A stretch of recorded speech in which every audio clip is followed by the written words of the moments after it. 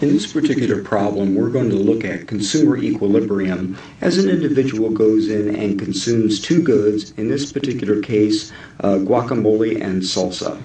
So the first thing we're going to do is to go in and graph our marginal utility schedules for both the guacamole and the salsa. On the vertical axis, we're going to put the marginal utility per jar. And then on the horizontal axis, we're going to put the quantity of jars consumed per week. All right, in the first graph, we're going to denote guacamole. And in the second graph, we are going to have our utility schedule for salsa. All right, and let's say we start out with our guacamole utility schedule looking something like that, and our salsa utility schedule looking something like that. All right, let's assume for the moment that this individual is currently consuming at this point, which is going to be represented by 20 jars of guacamole per week, and at that 20 jars, the marginal utility of those jars are going to be 12 units. All right, for salsa, we are going to say that this person is consuming, let's say, 30 jars of salsa per week. And as we draw that up and strike our graph, we also see that the marginal utility is going to be 12 joules of utility as well. Now, the question we're going to ask ourselves, is this person currently in consumer equilibrium? Remember, for a person to be in equilibrium, the marginal utility of guacamole divided by the price of guacamole must be equal to the marginal utility of salsa divided by the price of salsa. Now, let's assume for a moment that we know that the price of guacamole is going to be $1 per jar, and the price of our salsa is going to be equal to $2 per jar. So what we note is when we go in and we start plugging these numbers in, the marginal utility of guacamole is going to be 12 divided by the price of guacamole, which is going to be $1. And we're asking ourselves, is that equal to the marginal utility of salsa, which is also 12, divided by the price of salsa, which we know is $2. Well, when we figure that out, 12 divided by 1 is going to give us 12. 12 divided by 2 is going to give us 6. Those two are not equal to each other. Therefore, this person is not in consumer equilibrium. Now, the question becomes, how do we get the person in consumer equilibrium? Well, the rule that you always want to follow is to increase consumption of the good with the highest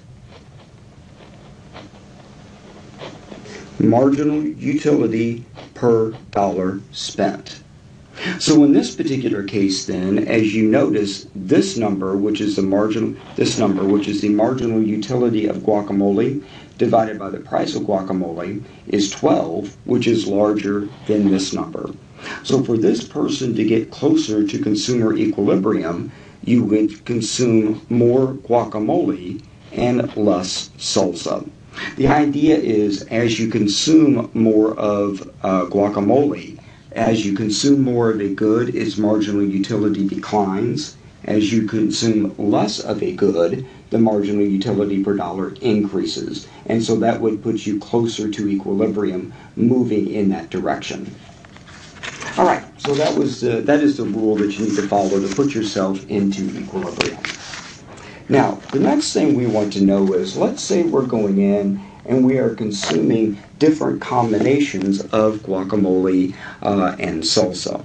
So let's say we have our combinations here. So we'll put combo, and then we'll have 4 combos, A, B, C, and D. And then let's say we're going to have jars of guacamole per week. Oops, that's per week. And this is guacamole on this side.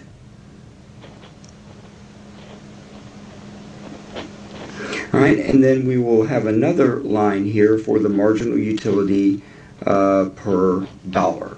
Marginal utility divided by price. On this side, we are going to have jars of salsa per week, and then we're going to calculate the marginal utility divided by price. All right, and again, this is going to be salsa. Okay, let's go in then, and let's say we have the combination A, which is going to be 40 jars of salsa and 40 jars of guacamole, 20 jars of salsa. There's combination A.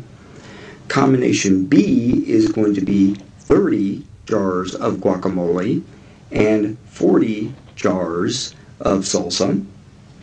Combination C will be 50 jars of guacamole and 30 jars of salsa.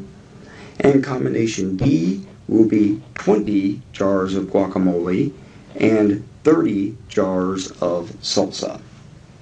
All right, so the first thing we need to do is go in and calculate that last column, which is the marginal utility divided by price. So let's say we go up to our graph and we note that at 40, so let's on our graph up here, let's say here's 40 jars per week. As we go up and hit that line, at 40 jars per week, our marginal utility, let's say, is going to be 8 units, 8 utils. All right, so that is going to be the marginal utility of 8 divided by the price of 1. So your marginal utility divided by price is going to be 8 utils. All right, if we go and we look at 30 jars per week, if you draw this line up where it strikes your marginal utility curve, we notice that the marginal utility is going to be equal to 10 utils. So marginal utility is going to be 10 divided by the price of $1. So 10 divided by 1 is going to be 10 utils.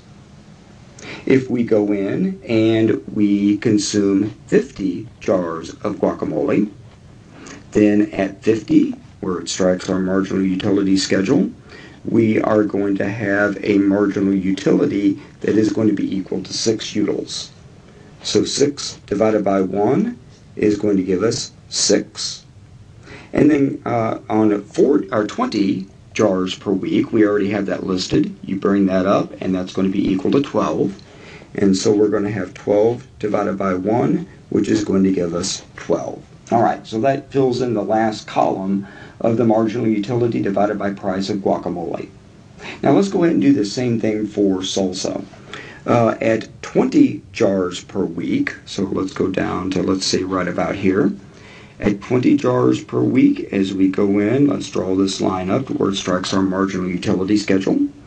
And we're going to find out that that is going to give us a marginal utility of 16 utils. So 16 divided by the price, and remember the price is going to be equal to 2. So 16 divided by 2 is going to give us 8.